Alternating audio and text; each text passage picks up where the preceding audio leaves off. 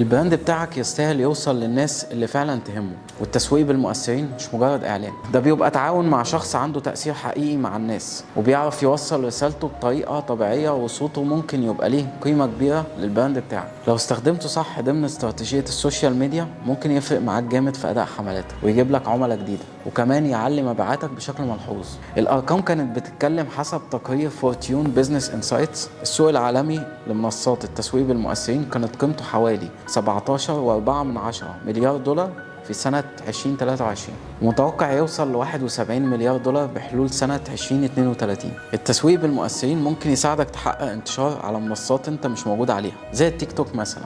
الناس اللي بتعمل محتوى هناك شاطرة جدا في انها تقدم محتوى ترويجي بشكل طبيعي ويسلي الجمهور. التسويق بالمؤثرين مش سهل على طول الخط، الموضوع مش مجرد انك تلاقي حد عنده متابعين كتير، لا، المهم تلاقي الانفلونسر الصح وتستغل التعاون معاه. وفي الاخر السر كله في انك تكون شاطر في استراتيجيتك من الاول وتعرف ازاي تشتغل معاه. قولي في التعليقات مين اكتر انفلونسر شايفه بيقدم محتوى طبيعي ومش مصطنع.